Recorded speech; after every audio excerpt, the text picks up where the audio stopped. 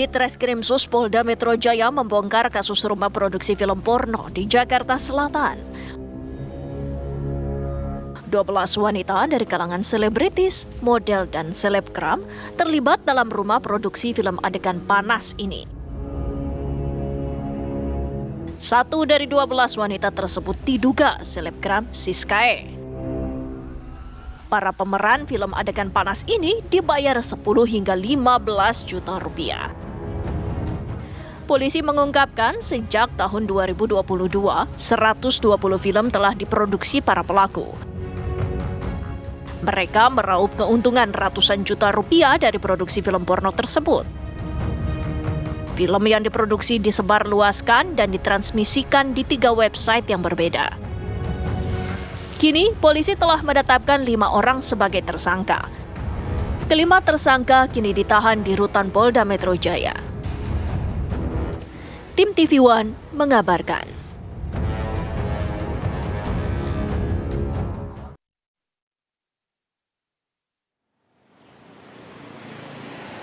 Anda kembali di Apa Kabar Indonesia Pagi, pemirsa, bersama saya Prita Sega. Untuk pada pagi hari ini kita akan membahas salah satu kasus yang sedang viral di kalangan masyarakat saat ini, yaitu sebuah rumah yang digunakan untuk memproduksi film dewasa atau film porno. Seperti saat ini saya sudah berada di lokasi di TKP ini di Srengseng Sawah, Jagakarsa, Jakarta Selatan. Seperti yang Anda lihat saat ini di belakang saya, ini adalah lokasi di mana dibuatnya atau diproduksi film porno oleh para tersangka yang sudah ditetapkan tersangka sampai saat ini, di mana tersangka yang sudah diamankan yaitu sudah 5 orang.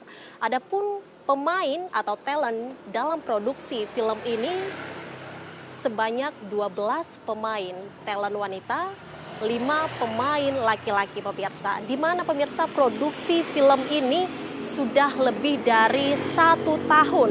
Adapun motif yang sudah diinformasikan pemirsa dari para tersangka yang sudah diamankan yaitu untuk meraup keuntungan, di mana sudah lebih dari 500 juta keuntungan yang sudah didapatkan dari hasil produksi film ini, pemirsa. Nah, kita akan tanyakan bagaimana komentar warga di sekitar sini, pemirsa. Apakah sebenarnya mereka tahu bahwa di dalam kontrakan ini ada sebuah aktivitas warga yang sedang memproduksi film porno atau film dewasa, pemirsa? Langsung saja kita tanyakan kepada warga di sekitar sini. Halo Ibu, selamat pagi. Dengan Ibu siapa? Dengan Ibu Ando. Oke, Ibu Ando, ini kontrakan ya Bu ya? Iya, dan kontrakan. kebetulan Ibu juga posisinya di sebelah sana ya Ibu? Iya, sebelah kiri kontrakan. Betul, sejauh ini apakah Ibu tahu di dalam ini sebenarnya ada aktivitas warga yang sedang memproduksi film dewasa, Ibu? Sebenarnya nggak tahu sih, cuman setengah tahun yang lalu dia pindah dari belakang kampus YSTN sana ke sini, katanya kantor YouTuber.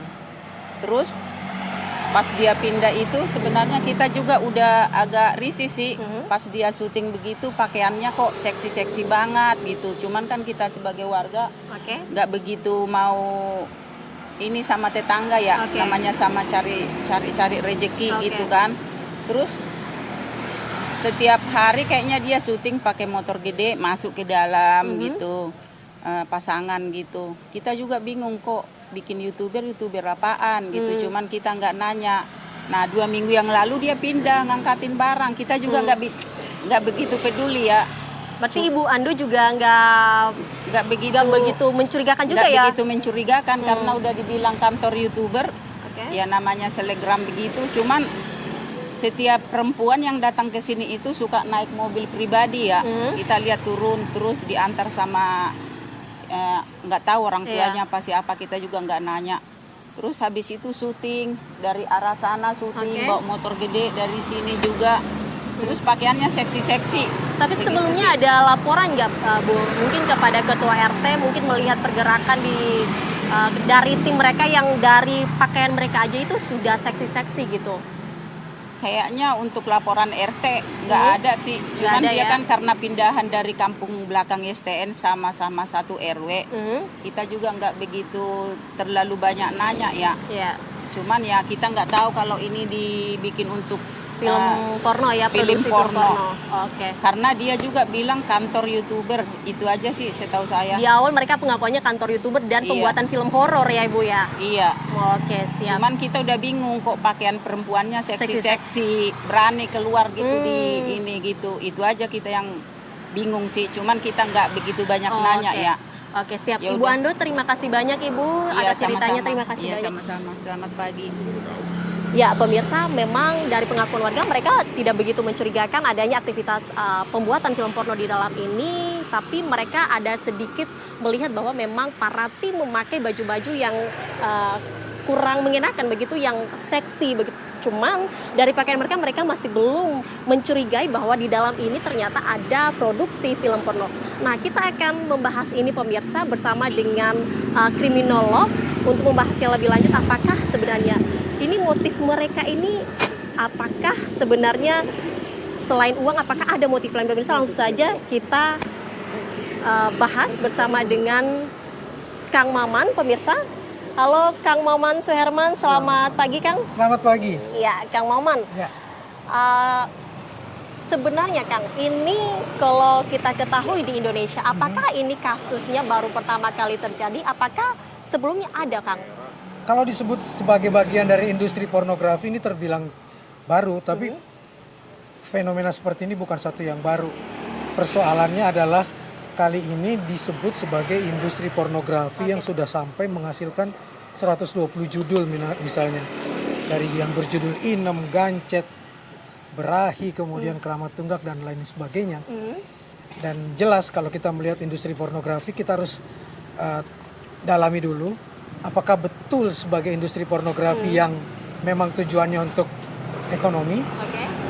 Karena memang industrinya sangat besar. Iya, betul. Di Amerika saja menurut sebuah data 12 miliar dolar. Di seluruh dunia 97 miliar dolar. Waduh. Uang yang berputar di bisnis pornografi. Apakah ini bagian atau bukan? Kita serahkan ke polisi untuk melakukan penyidikan lebih lanjut. Oke.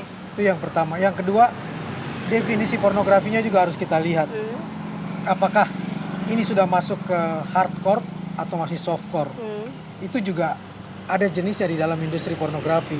Kalau yang hardcore betul-betul menampilkan ketelanjangan, ada penetrasi di dalamnya, aurat manusia yang diumbar sedemikian hingga, sementara yang softcore itu biasanya masuk kategori tidak ada unsur atau gambar penetrasi dan fetishisme yang terlalu ekstrim misalnya. Oke Kang, kita tahan dulu Ya. Kang. Ya pemirsa, kita tahan dulu untuk ngobrol bersama Kang Maman. Nanti kita akan lanjutkan di segmen berikutnya. Jangan kemana-mana, tetap di Apa Kabar Indonesia Pagi usai jeda berikut ini.